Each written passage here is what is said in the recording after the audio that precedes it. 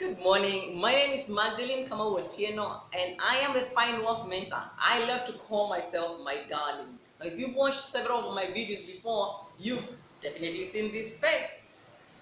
Now, I'm back with something that I call the Monday Morning Mojo.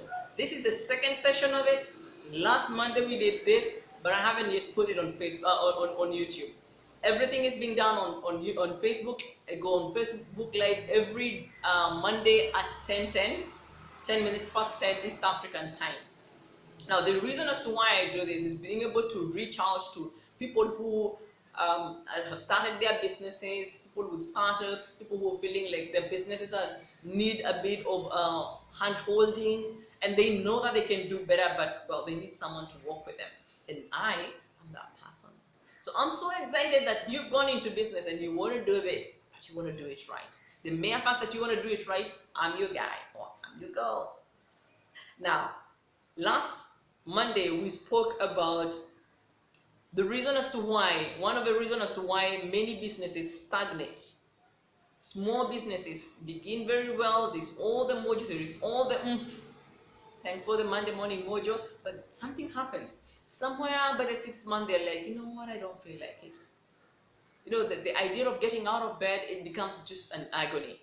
What causes this? One of the many reasons, which is what we discussed last Monday, is feeling unworthy of your client. You look at the client and you feel that they're better than you and therefore you cannot attend to them. You forget that you have the solution to their problem. You and only you. But today I don't want to address that. If you have missed that first session, please go to @FineWealthMentor, FineWealthMentor.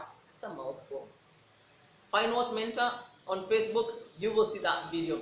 I'll do my best to collect it and come and post it here.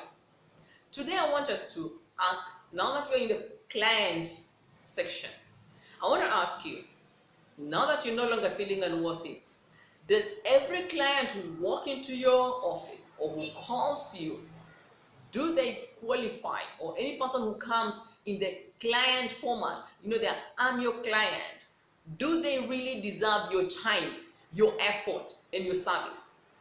Do they? And if you ask me, it's a big, capital, bolded, red alert. No. Not everybody who walks into your office, calls you, asks for your service, really deserves you. I know you're thinking like, it's been January and you know things are really hard. And now we're heading to February, Valentine's, and you really want to get your bae a big bunch of flowers, and you want to take them for a dance, and you want to take them for dinner, and you feel you have to take this client. You know, you feel that, you know, if I don't take this client, I'm not going to get enough money to do all this. My friend, stop the whining. Man up, woman up. Not every person comes in, Mr. So-and-so client really deserves you.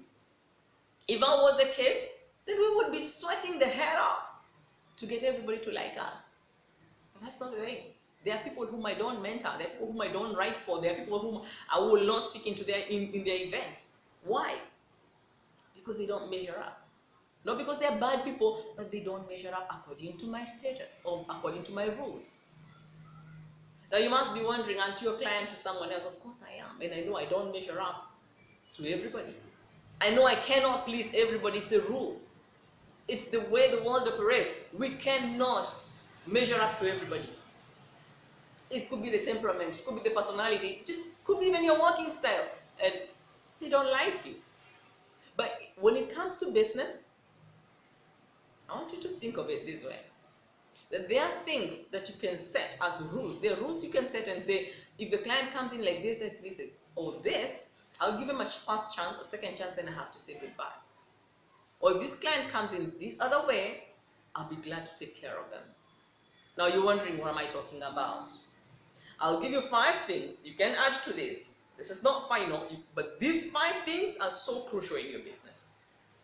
I want you to be able to draw a line, and not a thin line, but a line. You know, like thou shalt not cross here, line between those people who deserve you and those who don't. Please note, even the hands are different. Those who deserve you and those who don't. Those who deserve you, I want you to call them the deservees. So from today on, have a book where you can write the deservees, and then the other side, the non-deservees, people who don't deserve your service, not because they're bad people, but surely they're not working towards tagging to the line. I mean, they're not really working hard towards being there. You'll be shocked that there are a lot of people who don't actually care whether you profit from what they do or not. They just want you to offer their service and walk away. But now today I want you to think of something different. I want you to draw that line, the deservees and the non-deservees, against these 5 points. Point number 1, time. Time. A deserving client will take time to find out who you are. They don't just want you to come and offer their services, write an article for them. They don't want you to just come and speak to them. They don't want you coming to repair their machines. They want to know you. They want to know where else you've worked, who you've been with, are you a beginner, why should they, do you have the muscle? They want to know all these things about you. The non-deserving, however, who did care less whether you came from hell or heaven. You just want the service done, and after that, you can walk away. Time. You as a client as well, you need to take time to understand the person who is supplying your service. You need to know them. Take your time. There's no rush in this one. It's not a matter of life and death. You need to. I mean, it's not like someone is going to open your heart right now and do an operation. Come on, just take time to know the person who's offering a service and who you're offering a service. Get to know them. Number 2, and this comes in 2 ways, which we take point 2 and point 3, feedback. Feedback? Yes, feedback. When you serve somebody, when you offer someone a service, when you give them your time, even though it's consultation, when you do so, you want to know whether you offered them the service they desired, that they were longing for, or you didn't. You want to know whether you actually got them at the point of their need. And the best way they can do that, for you to find out that, is if they give you feedback. So when you ask them, how are my services? How would you rate my service? They're like, so. You spent your time there. It cannot be a so. A deserving client will take time to find out, to tell you the truth. And the truth can be painful, especially when it's a negative feedback. When they're telling you, know what, we were expecting this, but you didn't give us that, you took too long.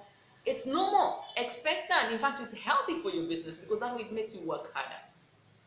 Then there is the good feedback where they tell you, oh, by the way, thank you very much, or the positive feedback. They tell you, thank you very much. You actually met our expectations and above.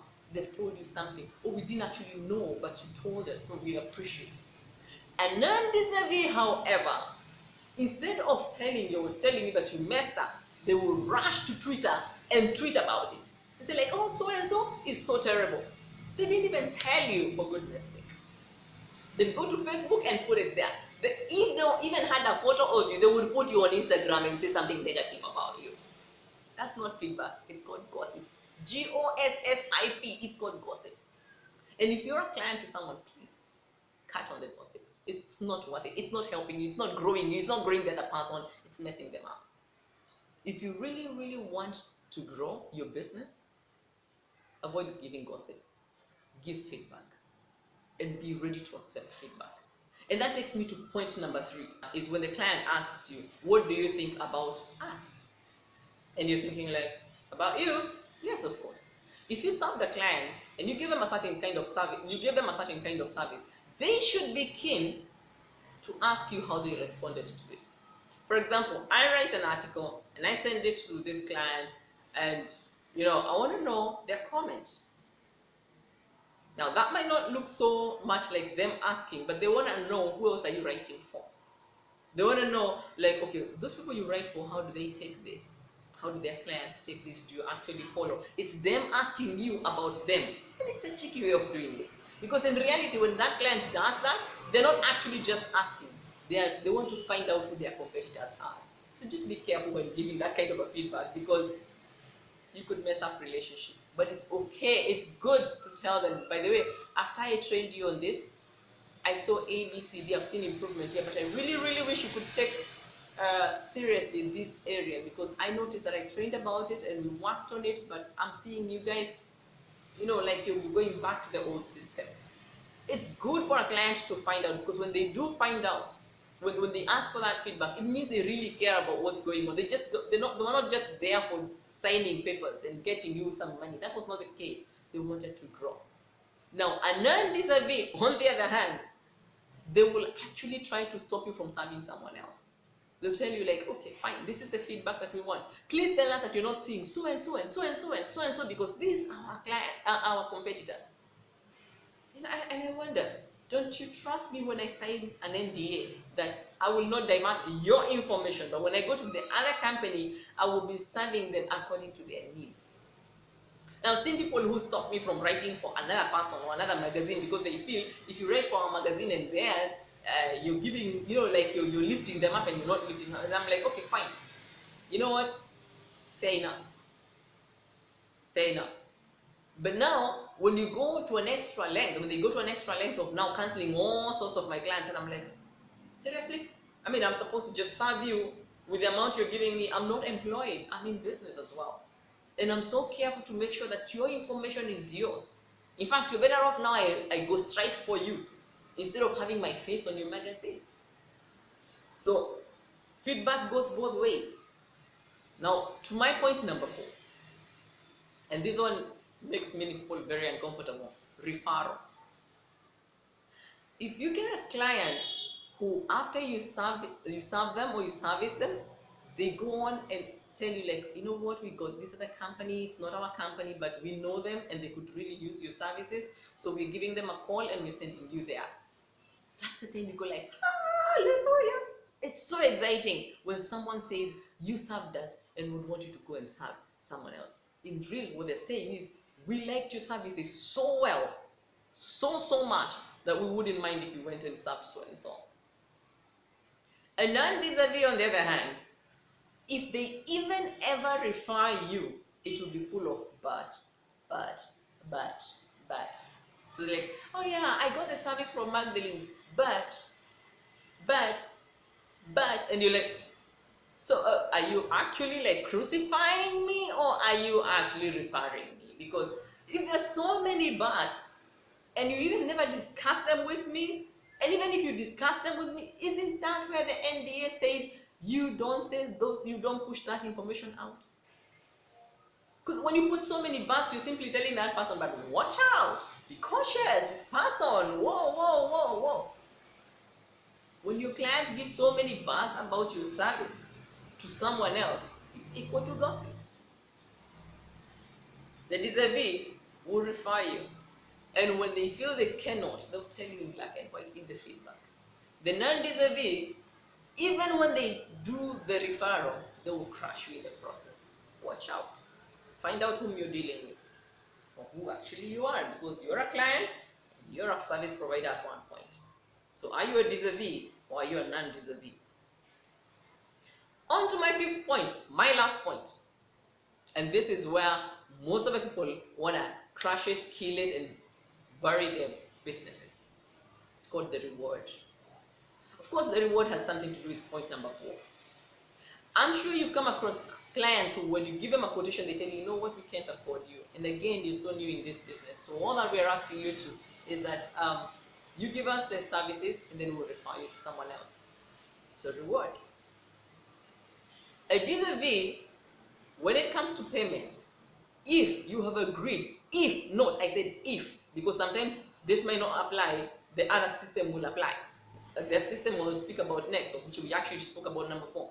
If you agreed they will pay you, and they will pay you after 4 days, or after 30 days, or after 45 days, they keep their word. In fact, they'll even call you and say, your check is ready. And non-vis-a-vis, on the other hand, you agree, we'll pay you on 30 days, after 30 days. And you wait for 30 days, you call them on day 30. My check is ready. They're like, oh, blah, blah, blah, whoa, who died, who rose up? You tell them, okay, fine, can I call you in 5 days? They're like, yeah. 5 days down the line, wow, a whole story. Even day 90, they're still giving you stories of things you really long ago served them. I mean, you're like, freaking, what's wrong? Why don't you just pay me? You'd even be lucky if they ever pay. I've had an experience with this. And I know of this client whom I've served for so long until I realized this is a non-deserving client. This is a non-vis-a-vis. and I need to say bye in a good way. This guy, I'd offer him my service, and after I've offered the services, I'd walk away. We have an agreement, you will pay after 30 days. Why? Because you're growing and I'm growing. Fine, 30 days. 30 days, wow, wow, wow. 31, 30, by the 35th day, still wow, wow, wow. By the 40th day, the guy literally blocks my line.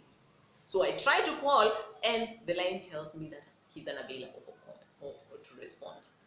So I make this, in fact, I did this. I literally walked into his office carrying 2 phones. And I put, like he would sit on the other side of the table so you can't see what I'm doing down here. And I'd have his number on dial on both phones. So the line he doesn't know, I'd call. And I'd see the phone is ringing. And he'd pick like his hello and I'd cut. Then in between the conversation, I call with my own line. And his phone is on the table and I'd see his phone doesn't respond. And that's when I realized this guy had blocked me. This guy doesn't want to speak to me. And I started wondering, like, I have offered you the services. I have referred you, but you don't want to pay. So finally I had to face him and tell him, like, can I ask you something? Have you blocked me on your phones? He's like, yeah, I get tired of calls. And I'm like, you didn't get tired of my services. And it's painful when someone does that. So this is what I'll ask you to do. If you're one of those non-deserving, these men are, or women are. Now, the other part of payment or reward is when we promise to refer. When you promise to refer, go ahead and do it and follow it up. The non-deserving one, they will never follow up. They will never refer you, and when they do, it's a negative. So payment can be cash or it can be refer. It can be either cash or in refer form. Whichever way, please mean what you say. And watch out whether your clients are meaning what they're saying. When they say they'll refer, they refer. When they say they'll pay, they pay. That's a deservee. If they're doing anything other than that, my friend, walk away. Like, walk away. Walk really fast away. And the best way to walk away is to simply sit with them and tell them, like, for the many years we've worked together, or the many days we've worked together, if at all, I've liked your services, but right now I need to graduate. I need to move on to another level. So I'll not be able to take your services anymore. If you don't mind, I can refer you to someone else, but I would rather you actually look for someone else. Thank you very much. Now, why am I saying that? Because if you just walk away or refuse to take their phone call, then you're just an undeserving like them. 2 wrongs never make a right. So from this point on, I want you to take a piece of paper and write down, am I to this person a deservee or non-deservee when I'm the client? Again, on this other side, on another piece of paper, you say, ask yourself, is this client a deservee or non-deservee? Why? You need to actually set your things right. You need to set your business right. And if there's something you can do to rectify your non-deservingness, do it right now. Do it right now and grow that business. Magdalene Kamotieno, walking away. Monday Morning Mojo, second session,